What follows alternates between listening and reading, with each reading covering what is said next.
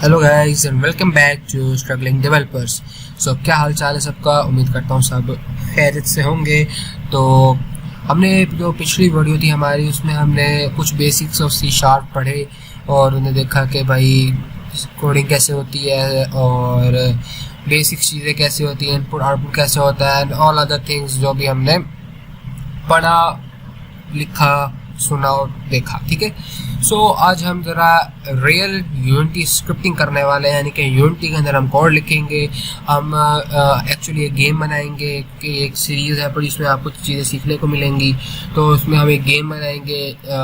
आपने गेम देखी होगी, वो बेशतर गेम आपने खेली भी होगी अगर आप नोकिया के छोटे से फ़ोन्स को जानते हैं।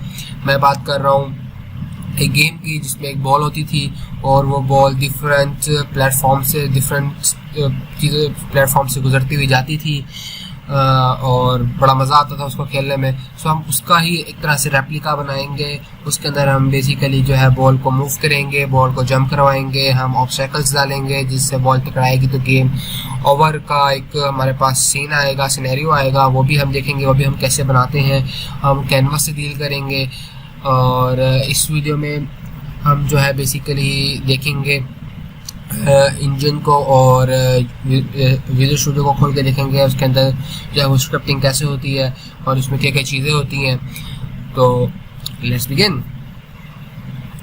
सो फर्स्ट ऑफ ऑल मैं आपको बता दूं कि हमारा जो है पड़ा यूनिटी हब और यूनिटी जो है वो अपग्रेड हुआ है। हर साल उसका अपग्रेड आता है, इस साल भी उसका अपग्रेड आया है। तो वो 6.2 वर्जन ऑफ यूनिटी हमारे पास जो है आया था। तो मैंने अपना प्रीवियस वर्जन डिलीट करके लेटेस्ट वर्जन डाउनलोड कर लिया और इसमें काफ़ी कुछ नई चीज़ें भी हैं अपनी, बेशतर चीज़ें वही हैं। सो इसको बंद करते हैं और अपने मेन इंजन की तरफ आते हैं। सो प्रीवियस वीडियो में मैंने आपको चीज़ें वगैरह बताई थी, प्लेन के बारे में मैंने वो डिलीट कर दिया। सो आज हम जो है पड़ा एक प्रॉपर सिस्टम बनाएंगे जिसमें हमारी बॉल जो है वो मूव होगी और जंप के लिए अलग से मैं वीडियो बनाऊंगा कि 10 मिनट की वीडियो होने वाली है। ये ज़्यादा कि लोग देखते नहीं हैं। मुझे रिस्पॉन्स है कि आपने 10 से 15 मिनट तक की वीडियो बनानी है, इतनी लंबी वीडियो यार हम देख नहीं सकते, बोर हो जाते हैं देखते। कोई बात नहीं, 10 मिनट की बन जाएगी, इसमें कोई इतना मुश्किल नहीं है, ना हर्ज। तो फर्स्ट ऑफ ऑल हाँ, और हम ये जो बनाएंगे वो हम बनाएंगे इनपुट मैनेजर के अंदर। हम और इनपुट सिस्टम इस्तेमाल करेंगे यूनिटी का। न्यू भी जब गेम बन जाएगी तो हम उसको कन्वर्ट करेंगे न्यू के अंदर, ठीक है, या फिर कोई और गेम बना लेंगे न्यू सिस्टम के अंदर ताकि आपको पहले और इनपुट सिस्टम समझ आ जाए और फिर हम न्यू इनपुट सिस्टम की तरफ बढ़ेंगे। ठीक है। सो फर्स्ट ऑफ ऑल हम एक फोल्डर क्रिएट कर लेते हैं जिसमें हम मटेरियल्स रखेंगे अपने। ठीक है, मटेरियल्स भी बताता हूँ क्या होता है और एक फोल्डर रख लेता हूँ जो कि होगा गेम फोल्डर। गेम फोल्डर के अंदर हमारी जितनी भी चीज़ें हैं अपनी सीन्स गेम हर चीज़ इसमें आ जाएगी। ठीक है, तो हम इसको खोलते हैं और यहाँ पे हम जो है पड़ा वो हम लोग क्या कहते हैं इसको प्रीफैब्स कह सकते हैं। मैं प्रीफैब के बारे में आपको बताऊँगा प्रीफैब क्या होता है, बहुत ही कमाल चीज़ होती है। सो नाउ हमारे पास हमने चीज़ बता ली और एक और हम फोल्डर बनाते हैं, उसमें हम स्क्रिप्ट्स पे उसको हम कह देते हैं, यानी कि जिसके अंदर हमारी स्क्रिप्ट्स पड़ी होंगी। ठीक है, नाइस। तो यहाँ पे हमने 3 फोल्डर पढ़ा है, मटेरियल, प्रीफैब एंड स्क्रिप्ट्स। ठीक है। सो अब आते हैं हमारे इंजन गेम की तरफ। सो अब मैं आपको एक बेसिक सा प्लेटफॉर्म बना के दिखा देता हूँ जो कि इतना कोई है नहीं मुश्किल। ठीक है, मैंने एक क्यूब लिया और जो ये हमारे पास है स्केल का एक टूल। सो हम ज़रा इसको स्केल कर लेते हैं।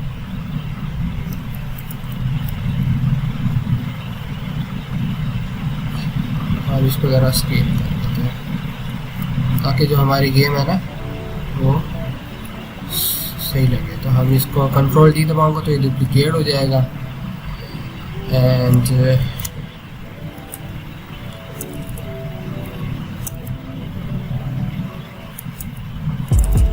हम इसको खड़ा कर देते हैं 90 की डिग्री में ताकि दीवारें शिवारें जैसे भी हम बनाते हैं। ये एक 2D 3D गेम होने वाली है परफेक्टिव से। सो आप स्किप करना चाहें इसको तो स्किप भी कर सकते हैं, कोई मसला नहीं है।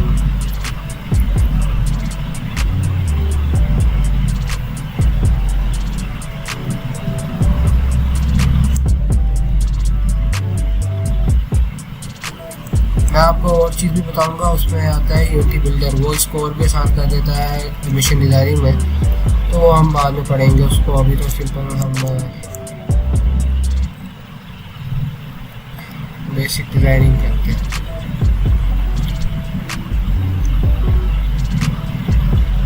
सो हमारे पास ज़रा इसको हम थोड़ा सा 4.2 है, 4.4 नहीं 4.2 है तो ऐसे है, 4.1 है, 1.5 कर देते हैं। अभी भी ज़रा सा 1.5 है तो इसको 1.6 आई थिंक सो, 1.7 1.8 से ही रहेगा।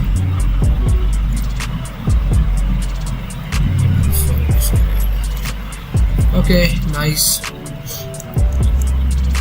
इसको कॉपी करके ऊपर ले जाते हैं।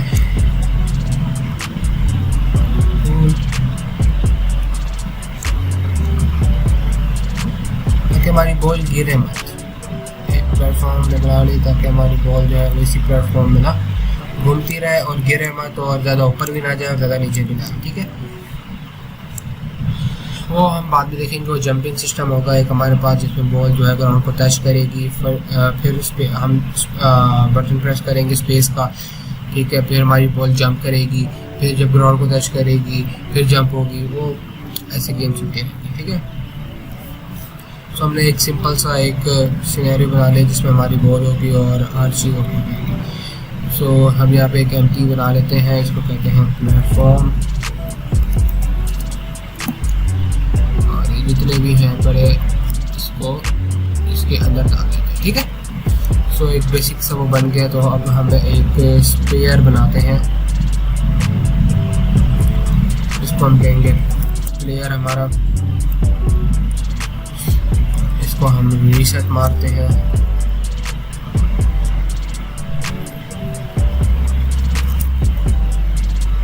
और हमें कुछ ऐसा दिख रहा है।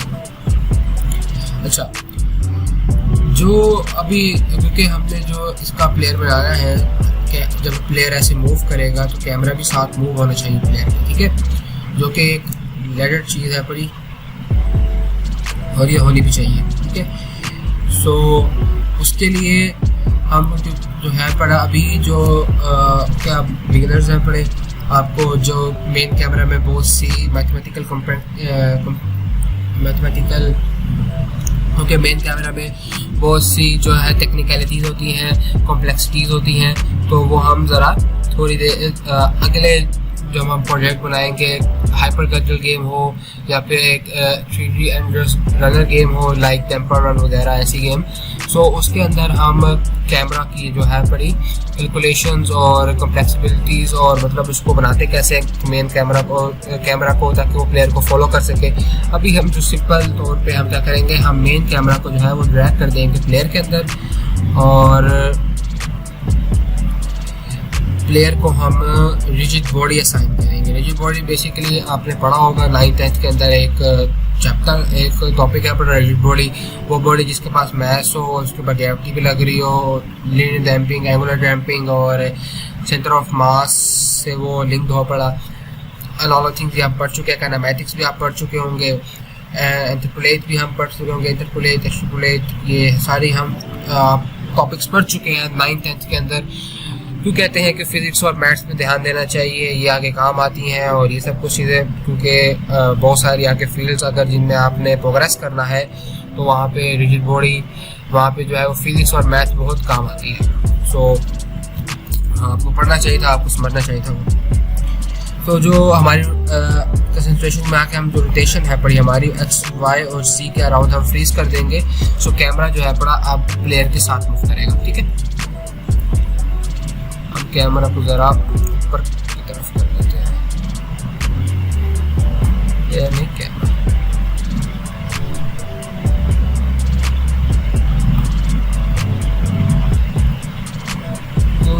फ्री एक्सप्रेस में डालेंगे तो ऐसे लगेगा हम एचडी में डाल रहे हैं, तो ठीक है ओके सही है। पड़ा अभी इतना कुछ है नहीं। सो हमने जो है सिंपल सा एक सेटअप कर लिया, एनवायरनमेंट सेटअप कर लिया। अब कुछ ज़रा हम कलर दे देते हैं इनको, क्योंकि वाइट बड़ा अजीब लगता है। सो हम मटेरियल में जाएंगे, पहले हम प्लेटफॉर्म कलर बनाएंगे। अब यहाँ पे आप अपनी मर्ज़ी का कलर बना सकते हैं, इंपोर्ट भी कर सकते हैं और जो भी चीज़ें आप कर सकते हैं। आप इसको ज़रा हम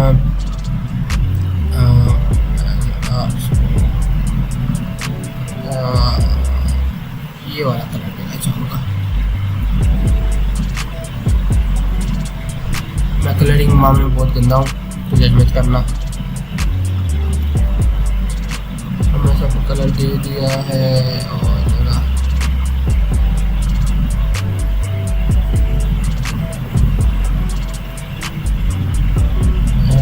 कौन सा कलर है, ठीक है ये कलर सही है।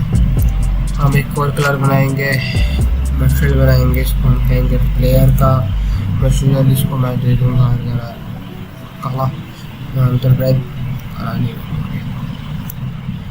नाइस। हमने प्लेयर को वो भी दे दिया है और अच्छी दे दिया। सो कुछ फिजिक्स ऐड करते हैं इसके अंदर और भी, तो उसके लिए हम जो है पर एक नया फोल्डर बनाएंगे जिसमें हम डालेंगे फिजिक्स, उसको नेम देंगे फिजिक्स और इस पर क्लिक करेंगे, क्रिएट पे जाएंगे और क्रिएट पे जाने के बाद यहाँ पर हमारे पास फिजिक्स मटेरियल आएगा। हम यहाँ पर प्लेयर फिजिक्स को रख देंगे। फिजिक्स के अंदर हमारे पास डायनामिक फ्रिक्शन आती है, स्टैटिक फ्रिक्शन, बाउंसनेस। तो हम बाउंसनेस को ज़रा बाउंसनेस को बंद कर देते हैं ताकि बाउंस हो, पता लगे कि एक बॉल है अपनी। डायनामिक फ्रिक्शन भी सही रहे, मोशन भी सही रहे और हर चीज़ सही है और फ्रिक्शन की कम्बिनेशन ठीक है। एवरेज जो है वो बाकी कोशिश है। तो ये हम जो है पूरा प्लेयर को दे देते हैं। हमारे पास इधर शो हो जाएगा कि मटेरियल के अंदर प्लेयर की जो है बड़ी हमारे पास बाउंसनेस आ गई है। अगर अब जब हम प्ले करेंगे, मैं बॉल को ज़रा ऊपर ले जाता हूँ, मैं ठीक है पता लग जाएगा आपको बॉल को कि बाउंस हो रही नहीं हो रही। ये देखिए बॉल हमारी बाउंस हुई है, ठीक है। चल फॉर एग्जांपल मैं आपको बगैर कोड के मैनुअली रन करके दिखाता हूँ कि बॉल मूव कैसे करेगी हमारी।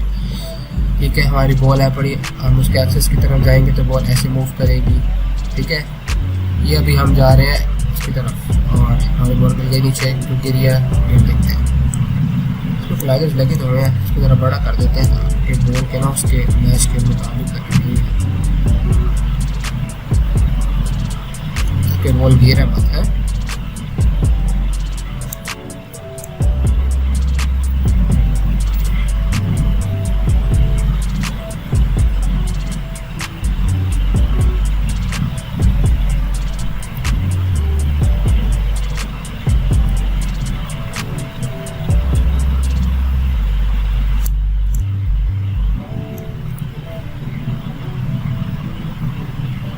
ये भी हम ताकि बॉल ना गिरे मत। अब बॉल मेरे ख्याल से नहीं गिरेगी।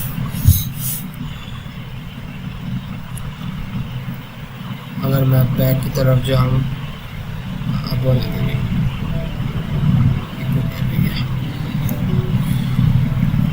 हम यहाँ पे और भी कोलाइडर्स जो है, हम कोलाइडर को ज़रा डिटेल में जाके इसको बड़ा कर देते हैं ताकि बॉल जो है वो ना गिरे। इतना ही करते हैं कि बॉल गिरे ना बस, ठीक है। वो मैं इतनी तेज़ी से कर रहा हूँ कि बॉल को कोलाइडर कोई पास थ्रू कर देती है। तो खैर ठीक है, अब हम स्क्रिप्ट में जाएंगे, कुछ स्क्रिप्टिंग करते हैं जाके।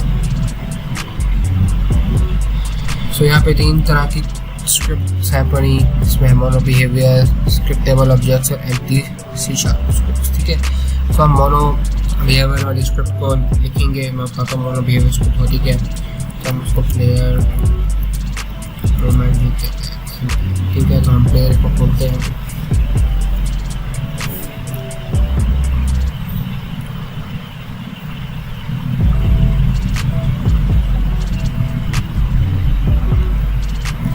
हमारा जो है विजुअल स्टूडियो खुल जाएगा, जैसे कि आप देख सकते हैं मेरा टाइम लेगा खुलने में।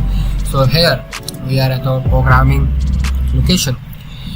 सो जो ये है Unity engine using Unity engine, ये एक हमारे पास लाइब्रेरी है पड़ी, जिसके अंदर जो अभी हम यूनिटी के फंक्शंस हैं पड़े वो यूज़ हो सकते हैं। हम इसमें बाकी बहुत सारी लाइब्रेरीज को इंपोर्ट कर सकते हैं। तो जैसे कि हम गेम बनाते जाएंगे मैं आपको बता दूँगा कि आप कैसे इसको इंपोर्ट कर सकते हैं और बाकी all of the other stuffs, ठीक है। सो अब आते हैं हमारे पास, ये हम आते हैं यहाँ पे player public class player moment, ठीक है। अब यहाँ पे पब्लिक जो है पड़ी वो एज अ पब्लिक डोमेन इस्तेमाल होती है, मतलब पब्लिक है पड़ा। हम कोई और स्क्रिप्ट बनाएंगे, हम प्लेयर जंप स्क्रिप्ट बनाएंगे या प्लेयर रोटेशन स्क्रिप्ट बनाए, जो भी स्क्रिप्ट बनाए, तो अगर हमने कोई चीज़ जो हमने इसके अंदर डिस्क्राइब की है, यानी कि हमने कोई फंक्शन डिस्क्राइब किया है, तो हम उस स्क्रिप्ट के अंदर प्लेयर मूवमेंट के नाम का हम एक कहते हैं उसको फंक्शन क्रिएट करेंगे, और जितने भी चीज़ें होंगी, प्रॉपर्टीज़ होंगी प्लेयर मूवमेंट के अंदर, हम किसी दूसरी स्क्रिप्ट में उसको इस्तेमाल कर सकते हैं। इसलिए हम यहाँ पे इसको पब्लिक लिखते हैं। क्लास जो है पड़ा वो एक समझने क्लास, इसमें लागू का क्या एक और क्लास बनाएंगे। अगर हमने उस क्लास की प्रॉपर्टीज उसमें इस्तेमाल करनी है तो उसके लिए हम पब्लिक इस्तेमाल करेंगे। अगर मैं यहाँ पे प्राइवेट लिख देता हूँ तो सिर्फ इसी क्लास तक लिमिटेड हो जाएंगी सारी प्रॉपर्टीज, हम किसी और क्लास में उसको एक्सेस नहीं कर सकते। So that's it. And player movement जो है पड़ा वो नेम स्पेस है पड़ा, स्क्रिप्ट का नाम है पड़ा प्लेयर मूवमेंट। तो उसके बाद हमारे पास आती है मोनो बिहेवियर। अब मोनो बिहेवियर जो होता है वो एक यूनिटी का जो बिल्ट इन फंक्शन होता है, बिल्ट इन फंक्शनैलिटी है पड़ी। ये एक फंक्शन है पड़ा जो कि अगर आपने कोई ऐसी स्क्रिप्ट बनानी है जिसमें आपने किसी ऑब्जेक्ट को के हवाले से उसको मूव करवाना है, उसको कोई टास्क परफॉर्म करवाना है, तो उसके लिए हम मोनो बिहेवियर स्क्रिप्ट का इस्तेमाल करते हैं। और जो ये आप दो डॉट के दे रहे हैं, तो ये जो हमारे पास क्लास है पड़ी, ये इनहेरिट की गई है मोनो बिहेवियर से, ठीक है।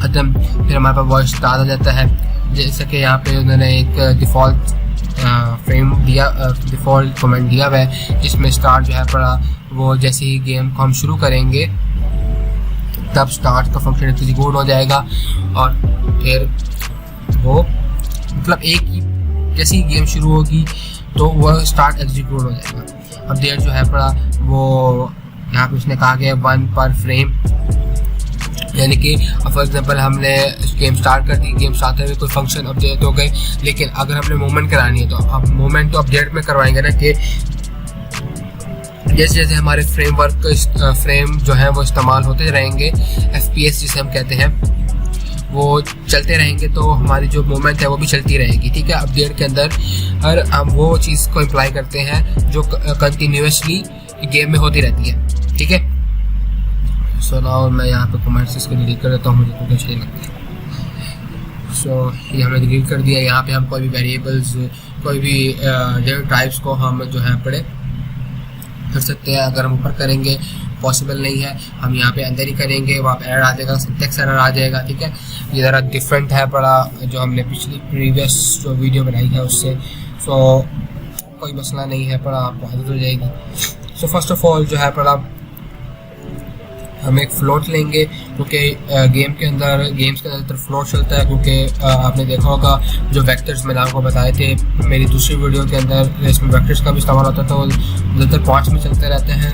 तो मैंने पहले बताया कि यूनिटी जो C# है पड़ी वो एक केस सेंसिटिव लैंग्वेज है पड़ी, तो इसलिए डबल ना इंट, सिर्फ फ्लोट ही हम लेते हैं इसके अंदर, ताकि सही वैल्यूज़ हमें मिलती रहे और इशू ना आए, ठीक है। तो हम यहाँ इसको लिख देते हैं हॉरिज़ॉन्टल मोमेंट, ठीक है, हॉरिज़ॉन्टल मोमेंट लिख देते हैं। सो इसको ज़रा हम प्रोफेशनल वे ऑफ राइटिंग लिखते हैं, कैमल केस राइटिंग जिसे हम कहते हैं, ठीक है। हमने एक दे दी, फिर हम एक और फ्लोट देते हैं जिसको हम कहते हैं मूव स्पीड, वो हम 2f रख देते हैं। इसको हम प्राइवेट कर देते हैं, मैं बताता हूँ प्राइवेट क्यों कर रहे हैं, इसको हम भी प्राइवेट कर देते हैं।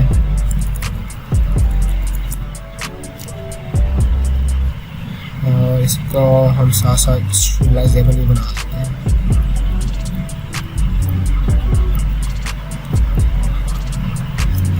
ठीक है, अब मैंने जो यहाँ पे दो फंक्शन लिखे हैं जो कह रहे हैं प्राइवेट फ्लोट हॉरिजॉन्टल मूवमेंट। ठीक है, अब जो यहाँ पे हमने एक प्राइवेट फ्लोट हमने एक बनाया है, अब फॉर एग्जांपल अगर मैं सिर्फ इसको अपने ही इसी स्क्रिप्ट तक रखना चाहता हूँ कि भाई हॉरिजॉन्टल मूवमेंट जो है वो इसी स्क्रिप्ट तक रहे, तो इसके लिए हम इसको प्राइवेट इस्तेमाल करेंगे।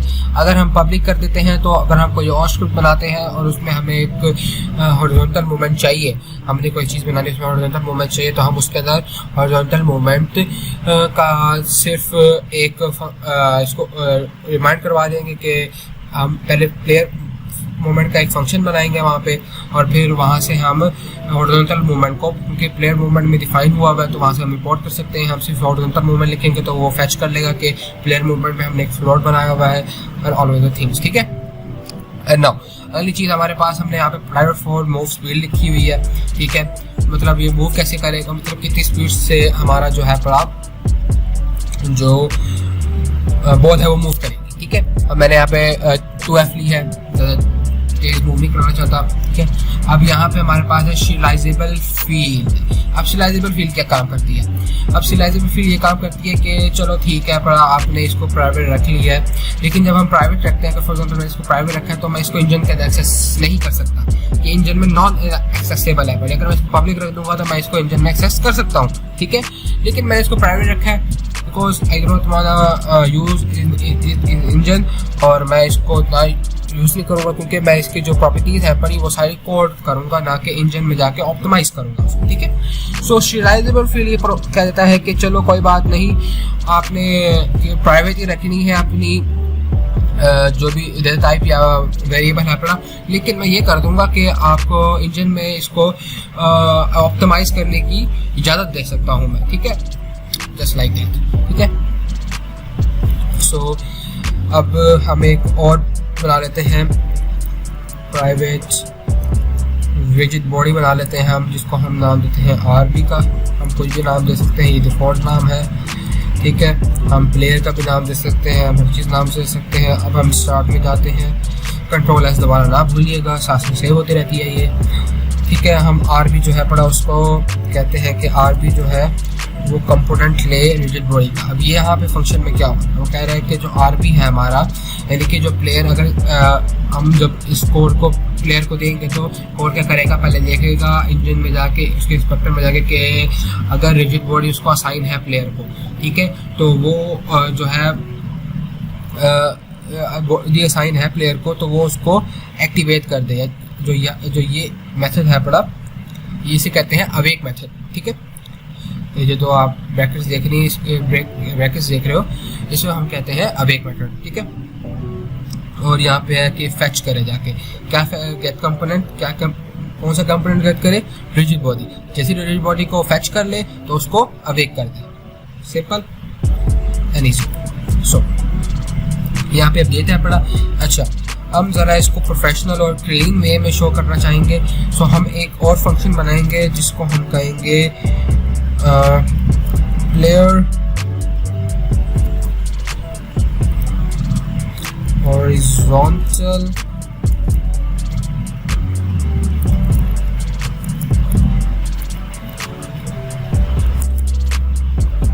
मूवमेंट। ठीक है, इसको हम रख देते हैं, यहाँ पे ज़रा छोटा कर देता हूँ। ठीक हो गया, यहाँ पे हम इसका एक वेक्टर दे देते हैं एंड हमारे पास एक फंक्शन बन गया। अब इसके अंदर हम डिफाइन करते हैं कि प्लेयर कैसे मूव करेगा। सिंपल है, आसान है। अच्छा, यहाँ पे हम इस्तेमाल करेंगे यूनिटी इनपुट मैनेजर को, जो कि ऑल इनपुट सिस्टम है पूरा यूनिटी का। जब से यूनिटी बना है तो वही इस्तेमाल हो रहा था, अब यूनिटी वालों ने नया अपना इनपुट सिस्टम लॉन्च किया है, हम वो भी कवर करेंगे। मैंने पहले बता दिया किसी और गेम के अंदर। ठीक है, अभी हम इसको सिर्फ इनपुट मैनेजर बनाएंगे ताकि आपको इनपुट मैनेजर की बेसिक खाना हो जाए, फिर सिस्टम समझने में आपको आसानी होगी। ठीक है, तो हम क्या करते हैं, हमने जो हॉरिजॉन्टल मूवमेंट ली थी हम उसको लिखेंगे। हम लिखेंगे horizontal movement is equal to input, player से इनपुट ले। अच्छा, यहाँ पे हमारे पास है पड़े मेन इस्तेमाल होते हैं get axis, get button down and get button up, ठीक है।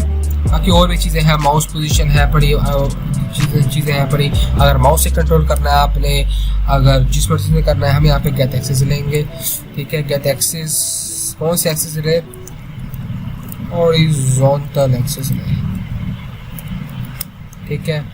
एंड देन इट्स क्लियर, यानी कि अगर हम जो है पढ़े हमारी, अब हॉरिजॉन्टल एक्सिस में क्या क्या चीज़ें क्लियर होती है, हमारी जो कीज़ हैं पड़ी, एरो कीज़ है, लेफ्ट राइट एरो कीज़ है वो कवर होती है, और हमारी ए और डी कवर होती है एरो कीज़, ठीक है। ए और डी हमारे पास कीज़ वो कवर होती हैं, और एरो की हमारे पास लेफ्ट और राइट कवर होती है, ठीक है। नाउ हमने इनपुट दे दिया, लेकिन हमने अब तक उसको मूव नहीं कराया, यानी कि उसको हमने अब तक एक पावर नहीं दी, तो उसके लिए हम सिंपली तौर पे वेक्टर 2 का इस्तेमाल करेंगे, because there will be 2 vectors, X and Y vector. Y vector को हम बाद में इस्तेमाल करेंगे फॉर जंपिंग, तो हम वेक्टर 2 का नाम दे देंगे मूवमेंट का नाम दे देंगे इसको, ठीक है जी। न्यू वेक्टर बनाएंगे हम, उसके अंदर हम हॉरिजॉन्टल मूवमेंट को, और हमारे पास y क्योंकि हमने अब तक नहीं बताया तो उसको 0 कर देंगे, ठीक है। मतलब y के अंदर कोई भी एक्शन परफॉर्म ना हो तो 0 है, वो y 0 नहीं जाएगा हमारे पास, ओके। सो अब हम एक और करेंगे, लिखेंगे हम ट्रांसफॉर्म डॉट ट्रांसलेट, ये हमारे पास आता है ट्रांसलेट, ब्रैकेट जो है पड़ी वो हमारे पास आएगी moments multiply by move speed multiply by time dot delta time, और स्पेस डॉट वर्थ। एक तो सिंपल सी मोमेंट्स में बन गई है हमारे पास। सो अब ये मोमेंट से अप्लाई नहीं होगी जब तक हम इसको अवेक नहीं कराएंगे, तो सिंपली तौर पे हम इसको अवेक करवा देंगे जाके, इसके अंदर मैं पढ़ लिख रहे जो है हमारे पास वो अवेक जो है, जैसे गेम शुरू हो पहले ये अवेक हो, फिर अपडेट करने तो कंटिन्यू ऐसा है, तो ये भी अब शुरू होना शुरू हो जाए। तो यहाँ तक हमारे पास वो था। रही बात इन चीज़ों की, ट्रांसफॉर्म जो है पड़ा, किसी भी चीज़ की वैल्यू को चेंज करने के लिए ट्रांसफॉर्म इस्तेमाल होता है। ट्रांसफॉर्म आप ऐसे भी समझ रहे हो कि ट्रांसफॉर्म यानी कि एक चीज़ को किसी दूसरी चीज़ में ट्रांसफॉर्म करना, मूवमेंट के लिए, रोटेशन के लिए, एक्सेस के लिए, और उसके लिए हम ट्रांसफॉर्म का इस्तेमाल करते हैं। ट्रांसलेट क्या होता है? ट्रांसलेट मतलब वो भी एक ट्रांसफॉर्म की एक ट्रांसफॉर्म के साथ यूज़ होता है, क्यों यूज़ होता है? फॉर मूविंग थिंग्स स्मूथली और प्रेफरेबली, ठीक है।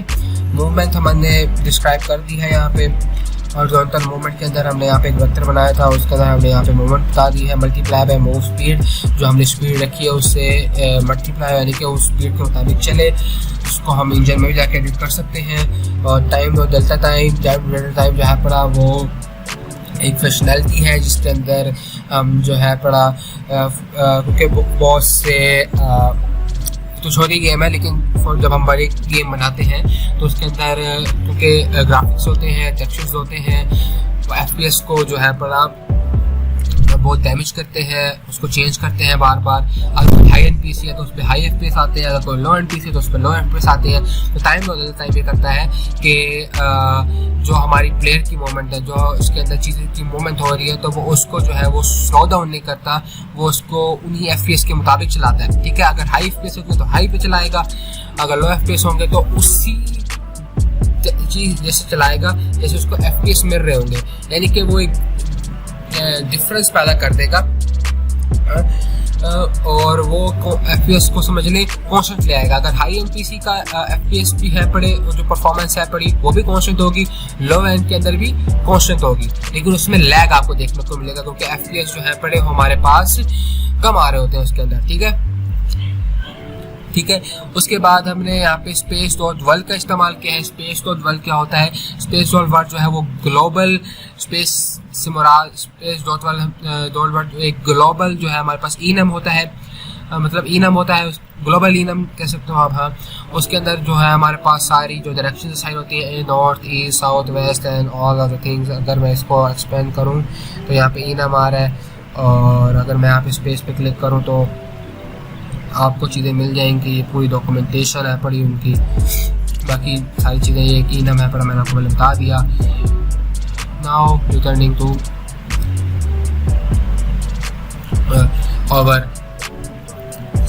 Over back over script. तो इतनी थी हमारी स्क्रिप्ट हमने अभी तक की है। तो अब हम इसको ट्राई करते हैं कि क्या ये वर्क कर रही है या नहीं कर रही है। तो कंट्रोल ऐसे बनाना बोले, यहाँ पे हमारे पास कुछ कंपाइलिंग होगी।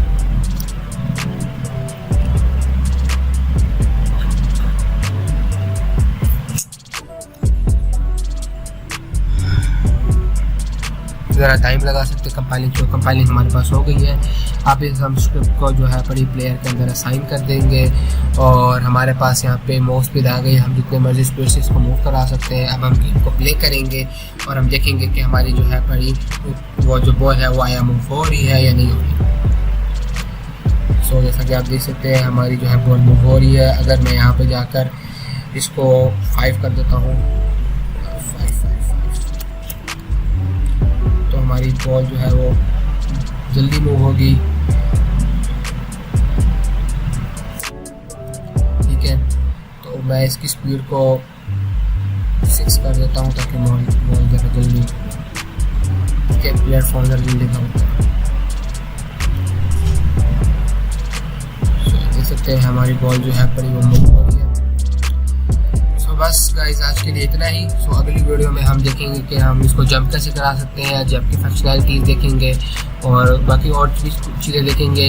मैं आपको प्रो बिल्डर के बारे में बताऊंगा, उससे प्लेटफॉर्म जो है वो काफ़ी अच्छी तरीके से बनते हैं, उसको कैसे इंस्टॉल करना है और कैसे अपने इंजन में लाना है, उससे कैसे चीज़ें बनानी है। तो हम अगली वीडियो में डिस्कस करेंगे। अभी के लिए अल्लाह हाफिज़।